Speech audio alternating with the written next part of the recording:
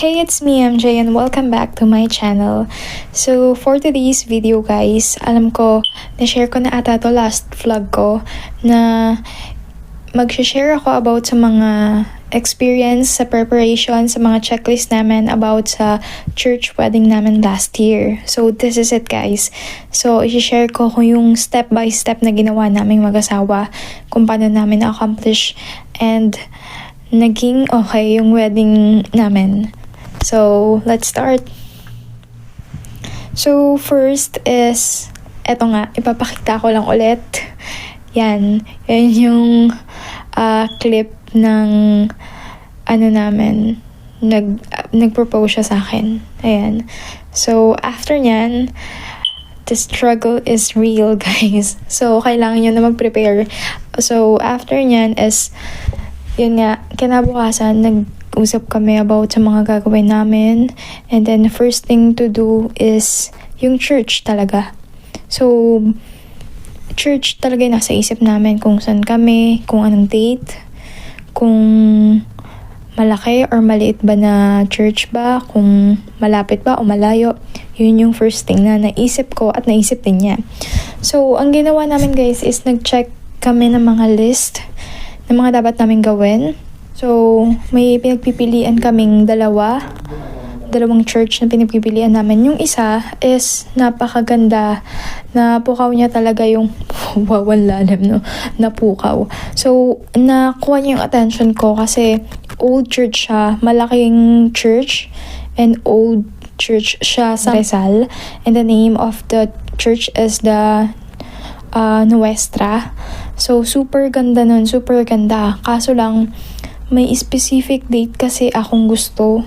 So, nung tinanong namin sila, nung pumunta kami dun mismo sa church, is yung date daw nun is not available. So, ewan ko, mahilig kasi ako sa mga, alam niyo yun, yung mga lucky numbers, yung mga ganyan, kung ano yung sweating number sa kasal or something na ganyan. So, yun yung gusto kong, yun yung gusto kong date, kaso hindi sila available. So, inisip ko, ano bang mas importante? Yung church ba or yung date? After nun is tumingin muna kami dun sa pangalawang church. Tapos, maganda naman yung pangalawang church na napuntahan namin. Actually, yung pangalawa is super lapit niya dun sa bahay ng husband ko. And dun siya kinumpilan. So, nung nakita namin yung church, maganda din talaga. Iba yung style niya, pero maganda yung style. Sabi ko, tapos tinanong namin kung yung date ba available ba sa kanila. And, yun nga, kinonfirm nila na available daw yung date. And I'm so happy. Tapos nag-decide ako, sinabi ko sa husband ko, yung idea ko, sabi ko, sige dito na lang kami. Kasi, ang gusto niya din is dun na lang din kami kung saan siya kinumpilan. So, the final decision is dun na nga kami kinasal. Ang name ng napili namin na church is yung Our Lady of the Most Holy Rosary Parish sa Montalban. So, shout out sa mga taga Montalban dyan. Dun kami kinasal ng husband ko. So, simple yung church and napaka-elegant tignan, napakaganda. Kaya, din kami, napadecide na din kami na dun kami pumunta. Actually, mayroong pinagkaiba yung presyo Kasi, yung sa Nuestra, medyo mas higher siya compared dun sa Holy Rosary. And mas cheaper yung napili namin. Anyway guys, pag mga sa wedding namin kasi iniisip din namin kung sang way kami makakatipid, ayan, kung ano ba yung mas convenient sa amin. So yun, nag-usap din kami dalawa about sa ganung bagay. So dun yung napili namin is nakakatawa dahil mas mura siya and yun, affordable naman. Kasi after nun, nagpa-plot na kami ng date. And then after nung plotting ng date is binigyan nila kami ng mga checklist or requirements. So bali ito yun guys. Ayan. And then, dito makikita nyo is yung mga kailangan nyong gawin. Yung mga checklist na binigay ng church, kung ano yung mga need nyong ipasa na requirements. So, kadalasan sa mga church wedding is hinahanap nila yung baptismal nyong mag-asawa. And then, yung birth certificate nyo. And then, pangatlo is yung marriage license na galing sa City Hall kung saan kayo ikakasal. And yung Senomar na no record kayo at hindi pa kayo kinakasal dati.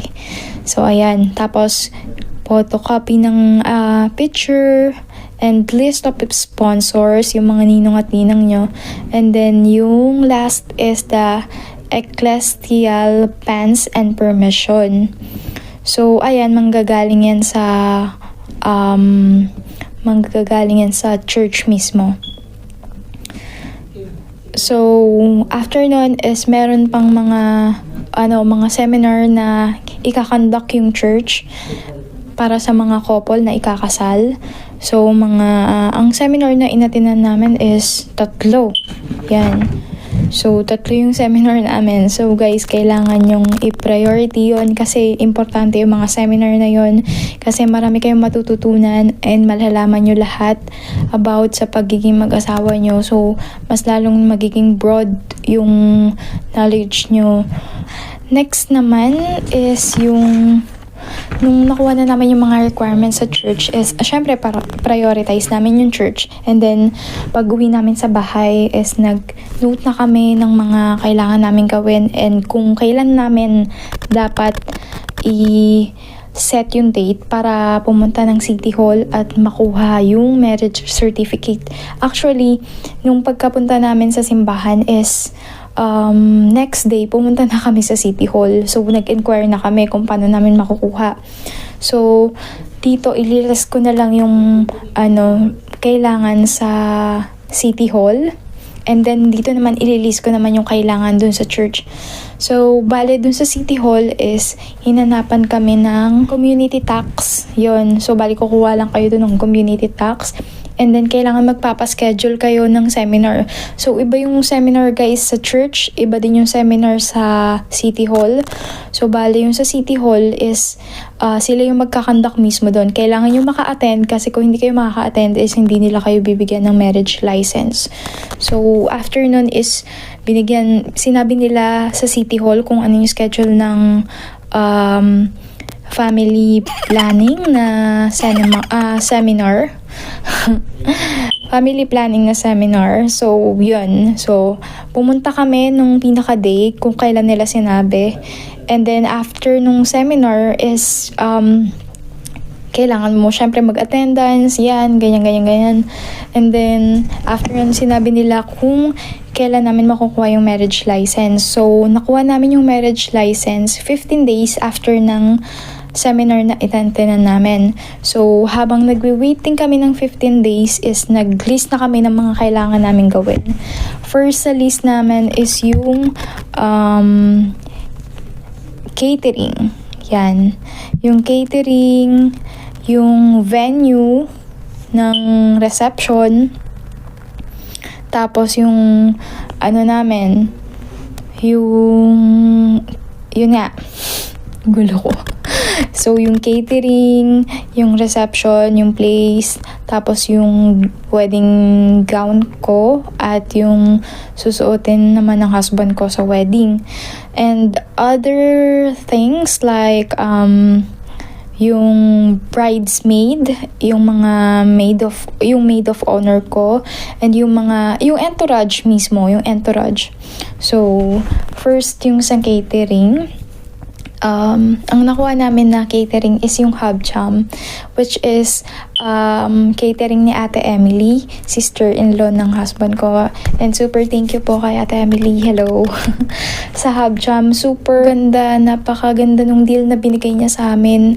Napakaswerte namin kasi hindi tinulungan kami ni Ate Emily na mabigyan ng napaka-memorable na day. Also, sobrang nakatipid kami kay Ate Emily kasi hindi inaunawaan niya yung budget namin. Anyway, hindi naman sa as in, pero thankful talaga kami kay Ate Emily kasi napaka-tight nung budget namin, and then na-execute niya pa rin ng maganda yung event namin as super as expected namin. So, Habcham, kudos talaga. Grabe. And, ayun, yung sa Habcham, by the way guys, lahat ng gastos is ilalagay ko na lang, lahat ng pinaka-summary ilalagay ko na lang sa last ng video ko para makita niyo yung pinaka-summary kung magkano yung nagastos namin. So sa catering, super thankful kami kay Ate Emily Wiser dahil dun sa super gandang event na nangyari sa wedding namin. Super ganda nung wedding day namin dahil din sa kanya malaking part din siya. So yung catering is nakipag-usap kami kay Ate Emily. Yung catering included na sa kanya yung sound system, yung cake, and then yung photographer, and then yung MC, ayan, tsaka yung coordinator. So guys, grabe. Depende yun sa pag-uusap nyo kung sino yung mga kausap nyong tao. Pero kasi kami, hindi na kami as in bonggang-bongga talaga. Ang una nga lang namin pinag-usapan is makasal lang kami, okay na yun. Pero napaka-blessed namin dahil yun nga naging super special, super ganda ng wedding namin. So, akalain mo 'di ba, mayroon ng sound system, may cake na, tapos may iba't ibang included na dun sa package na nabigay sa amin. Pero kung sa iba talaga yun, mas mahal talaga guys, mas mahal. Kasi service yun eh. Hindi siya, tsaka yun eh, mahal ang service, lalo na sa catering guys. Hindi basta-basta. So ayun. Next naman is yung entourage namin, kung sino yung mga kukunin namin. So mostly sa side ng asawa ko and sa side ko, and mostly sa friends niya and sa friends ko, relatives ko, ayan. So after nun, nagka-decide na din kung sino talaga yung dapat ilagay doon. Pero syempre kami doon, nag-list kami ng name, and then kinonfirm namin sa kanila kung okay ba sila doon sa date na yon. And yung iba, may na-encounter kami na hindi sila okay. So ang naging alternative namin is palitan na lang sila kasi hindi sila makakapunta and kailangan mismo dun sa entourage.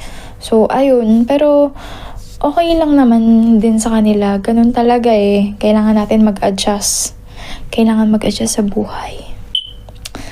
And then, ang next naman na nilist namin is yung mga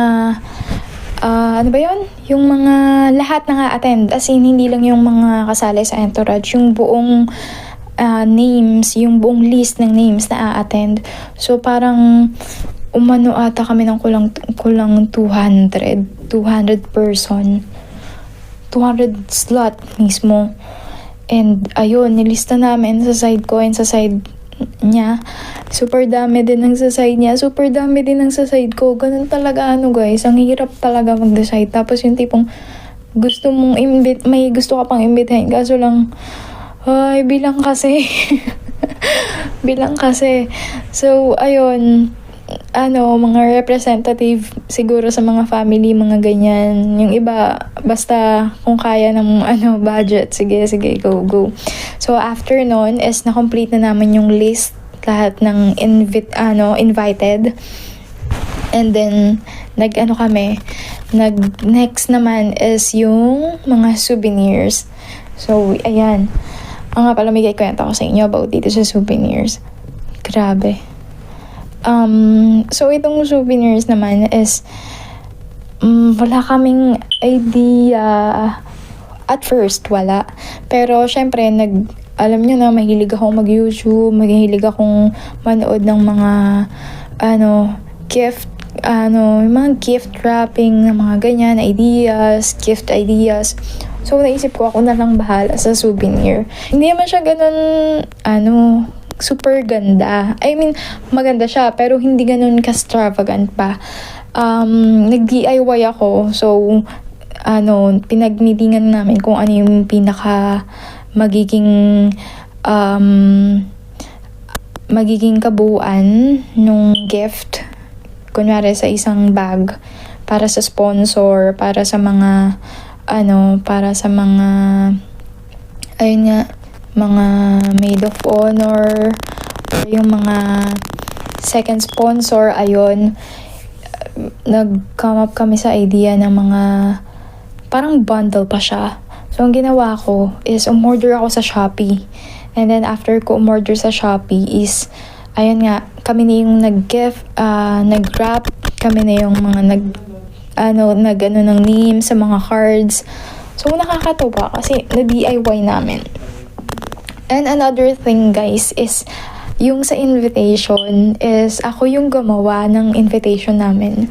So, last time kasi, nung first wedding namin, nung online, is ako din yung gumawa. And pangalawa, ngayon, ako ulit yung gumawa. And nakakatuwa kasi ang ganda ng gawa ko. Ang kapal ng mukha. So, hindi nagagandaan talaga ako sa gawa ko sa invitation. Kasi, grabe gawa ko yun, no? Hindi na ako nagpagawa. Super ganda. Ito yung invitation namin. Ayan. So, hindi naman siya as in, kala mo naman super ganda. Pero at least, proud ako na nagawa ko siya, di ba? Tapos, ayan.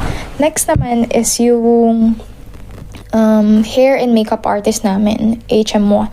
So, napakalaki ko din kasi super bait nung naging makeup artist namin at nag-ayos ng hair namin, si Kuya John John, tsaka si Tita Casey. Ayan, shoutout po. So, bale, si Kuya John John is matagal ko na siyang kilala dahil tito siya nung best friend ko dati. And siya din yung nag-makeup sa akin nung debut ko. So, ayun, SK kagawad pa ako nung dati. Tapos, siya yung nag-makeup sa akin. So, parang super comfortable na ako nung siya yung kinuha ko. And napaka-caring niya kasi. As in, mismong wedding ko, hindi niya talaga ako iniwanan. As in, nung dumiretso ako sa church, kahit hindi na talaga yon included sa packages, sinamahan niya pa rin ako. And todo, retouch ako nun. Napakaganda ng service nila. Nakakatuwa si Kuya John John at si Tita Casey. So, ilalagay ko dito yung name ng nila sa Facebook. Ayan. Sa mga gusto and wala pang idea kung sino kukunin. Ayan, HM1. Napakaganda talaga ng service nila. And hindi mo ma-feel na nag-iisa ka or basta something na yung connection. Ayun. And next naman is yung bridal gown. Yung bridal gown. So, medyo ang tagal naming naghanap nito, grabe. Hindi ako nagpagawa sa mga designer kasi hindi naman tayo mayaman, guys. So, yun sa totoo lang talaga tayo. Ang ginawa namin is pumunta kami sa Divisoria kasi parang sinuggest din sa amin ni Ate Emily. Basta sinuggest po nila sa amin, mga ahead sa amin na sa Divisoria tumingin kami. Baka may magustuhan daw kami. So, ang una naming, pumunta nga kami ng Divisoria. Nag-set kami ng date. So, pumunta kami ng Divisoria. Lakad kami ng lakad. Siguro mga more than 2 hours na or 1 hour. Siguro mga 1 hour yun.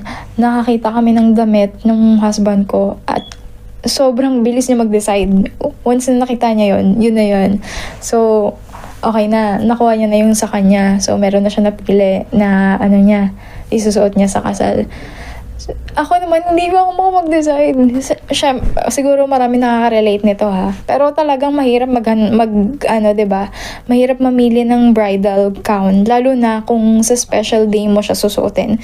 Kasi, syempre, iisipin mo kung ang dami kasing maganda eh. Promise guys, ang daming maganda sa Divisoria. And napaka-affordable. So, mawiwindang ka talaga kung anong pipiliin mo. Pero at last, sabi ko, parang nainis na rin yung mga kasama ko. Sobra. Syempre, nagugutom na. Sabi ko, kailangan ko na mag-decide. So, finally, nakapag-decide ako. And, eto, ilalagay ko sa clip yan, yung bridal gown na napili ko. And natutuwa din ako kasi may pagka, conservative touch yung bridal gown. And yet, may mga shimmering din. Kasi gusto ko yung ganun. So, ang ganda ng bridal gown na napili ko. Napakaganda talaga. And, ayun, happy naman ako dun sa napili ko. And mura lang siya. So, yung price nun is ilalagay ko na lang din ulit dun sa last ng video na to. And next is, ano pa ba? Bridal gown, bridal shoes. Bridal shoes is, bumili ako sa mall. Pero syempre nag-canvas ako ng mga mura lang talaga kasi ang pinili ko yung may mga yung mga stone, yung mga ayun nga shimmering na style. Pero syempre naghanap ako ng mas mura kasi one time ko lang naman siya susuotin, pero baka magamit ko din yung tipong ganun lang na presyo. So, ayun, ilalagay ko din sa last ng video na to para malaman nyo kung magkano yung total na nagamit, nagastos namin. Next naman is yung sa, meron kaming ang tawag nito, meron kaming, save the day video, which is ipapakita ko na lang din. Yung same day edit tsaka save the day video is makikita nyo din at this video. Siguro mga sa last portion na siya. So, i-share ko ulit yung dalawang video na yon. Ayun. So, sa save the date. Oh my gosh. Save the date video. Ayun, bumili kami ng 3 sets na susuotin namin as a couple. So, yung isa, couple shirt. Yung isa, medyo elegant. Tapos, yung isa, parang casual or formal style. Basta something na ganon. So, nag-film kami dun mismo sa venue ng reception namin. Kung saan yung reception namin, dun din kami nag-film ng save the date. And yun nga, buti na lang is yung pag-film namin dun ng save the date video is libre lang. Kasama na siya sa package. Kasi total, dun naman din daw yung reception namin sa lugar na yun is ibibigay na lang daw nila ng libre yung pag-film namin doon. Kasi kadalasan, di ba, may bayad pag papasok ka. So, libre yon. Wala kaming binayaran nung nag-film kami doon sa resort. By the way, guys, yung resort pala na napili namin is yung Costa Abril. Ayan. Super ganda ng place. And kung gusto niyo maggawa ako ng separate video about sa review ko about this resort is comment down below lang, guys. At magbibigay ako ng mga comments and suggestion about this. Anyway, next naman is ano pa ba? So, yung music is lang yon. Kami lang din dalawang pumili nun. So, pinili niya kung ano yung yung music niya na ipapatugtog habang papunta siya sa altar. And ako din, pumili din ako ng music. At ang napili ko is yung Can't Help Falling in Love na violin yung style. Ayan. Ay, violin yung style. Violin yung pagkatugtog. Ayan. Pero syempre, no yun. Lang yun. No voice na pili ko. And next naman is, ano pa ba? Photographer gives venue hair, bridesmaid, invitation. Yung sa suot ng mga ng mga bridesmaid, flower girl is kami na yung nag-shoulder nun. So, bumili kami ng dress nila. And then, dineliver namin sa kanila. Also, sa mga ninang namin, hinatid namin yung mga invitation sa kanila. And nakakatuwa kasi, talaga, yung mga ninang na napili namin is super babait and super thoughtful talaga. Tsaka, ina-admire namin sila. Ayun. And next naman is yung wala na ata akong ayun, nakikwento ko lang guys kasi nung pinaka wedding na talaga namin is kinausap ko yung pinsan ko na magaling kumanta. So, galing siya sa galing siya sa Japan. So, meron siyang banda doon dati. And then, ayun, shout out kay Ate Susan de los Reyes. Ayan, super ganda ng voice, guys. Hindi kayo magsisisi. At kay Kuya Nitz sa banda niya. Dahil, hindi ko in-expect, guys, kasi napakamahal ng banda noon.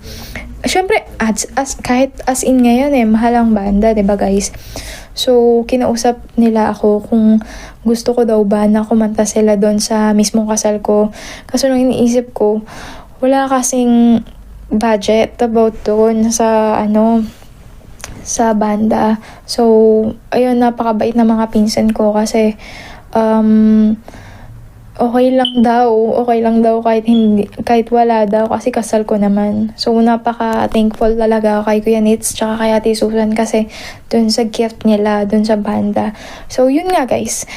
Nung reception namin is may banda kami. And, ayun, napakaganda. Ang galing nila tumugtog. Grabe.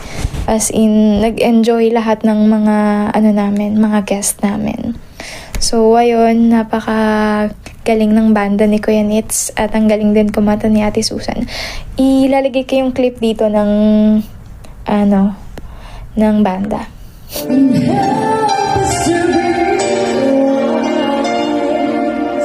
Ayun, o nga pala. Dun din sa reception is kumanta din ako, guys. So, ayan, makikita nyo din dyan.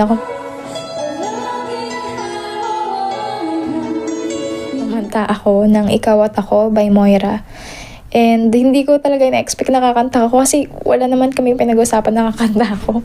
Sabi ko kasi hindi na ako kakanta kasi hindi din ako prepared. Sabi ko, iniisip ko na hindi na din ako kakanta. Pero nung nandun na on the spot, syempre, sige, go na. Hindi naman, naman to ngayon lang naman to. Tapos sabi ko, yun. Tapos ayan na nga, kumanta na nga ako. Feel na feel, diba? Sabi ko nga kay Janus, kumanta din siya. Ayaw niya naman kumanta. Sige na nga. Tapos ayan. Ano pa ba ang kikwento ko? So, ayun guys. Naniwala din kami sa mga pamahiin noon about sa kasal na syempre kailangan daw, 'di ba? Wag mo isusukat yung wedding gown mo. So, bago ang kasal. So, hindi ko sinukat talaga kasi naniniwala ako doon na ayoko din naman. Wala namang mawawala kung maniniwala ka or hindi. Pero ako, para sa akin lang, ayun, prevention lang din. And then, ganun din yung asawa ko. And then, di ba yung kinagabihan, tapos kinabukasan yung kasal nyo. So, bawal kayo magkita. Ganun din, hindi din kami nagkita at hindi dapat magkita yung bride tsaka groom. Ganun din yung ginawa namin. Sinunod din namin yung tradition. Tapos, ayun, super saya. Yung experience ng kasal namin is malaki talaga yung difference sa online. Syempre, pag online, gagawa ka din, mag-aasikaso ka din ng mga papel. Pero unlike sa church wedding, napakadami mong iisipin na mga dapat gawin para matuloy yung kasal mo, syempre. And nung nasa kalagitnaan na kami, super haggard kami and sobrang pagod. Minsan nga, merong araw na makakatulog na lang kami sa kama na sobrang pagod sa mga pinuntahan namin. Ayan. Tapos lalong-lalo na nag-work pa kami nun, 'di ba? Partida 'yun, guys. Naglalakad kami ng mga papel ng mga namin para sa wedding, ng mga papel na kailangan sa wedding. Tapos yung mga iniisip pa namin tapos kakausapin pa namin yung mga tao. Tapos partida nun, araw-araw may pasok pa kami. 'Di ba? Anyway, maraming salamat pala sa mga umattend dun sa wedding namin. Napaka-grateful po namin dahil sa pag-attend nyo. Naging super special nung day na yon dahil sa inyo. Maraming salamat po. And ayun guys, sa mga ikakasal, kaya nyo yan. Ayun, ang importante naman kasi is nagmamahalan kayo and matatag yung pundasyon nyo. Hindi importante kung gaano kamahal o kamura yung wedding nyo. Ang importante is yung magpapakasal kayo at magsusumpaan kayo sa harap ng Diyos. So, ayun, yun na yung simulan ng journey nyo as a couple. So, sa mga mag-asawa dyan, cheers sa inyo and kudos. Dahil, yan yung start ng pagiging mag-asawa nyo. Diyan na talaga magsisimula lahat ng mga sakripisyo at pagmamahal nyo sa isa't isa. So, ayun, hanggang ngayon, iniisip ko pa rin yung mga ginawa namin. And then, syempre, thank you sa video, sa photographer namin. Dahil, napakaganda ng video. Kasi, syempre, pag pinapanood mo, diba, naaalala mo yung special day nyo. Lalo na yung video namin is may kasama siyang magnetic album, tsaka portrait. Which is dinala ko nga dito sa Australia. Nakakatawa. Bit-bit ko yung portrait namin. Anyway, papakita ko sa inyo yung portrait tsaka yung magnetic album. Ayan. Nakakatawa talaga. So, medyo madami na ba akong na-share? Anyway, wala na akong maisip na i-share. Pero kung may tanong kayo is comment down below at sasagutin ko yan, guys. Anyway, tapusin na natin yung video na to. And, ayun, I hope you like this video and nag-enjoy kayo. And, hopefully, dumami pa yung subscriber ko. Please subscribe and like this video. And, click the notification bell para ma-notify kayo sa mga bagong videos na ipapalabas natin. And kung may gusto man kayong i-feature sa YouTube channel ko, free to comment down below, guys. Comment, yan ang susi. The key is comment down below. Anyway, good night, goodbye. See you on my next vlog. Bye-bye.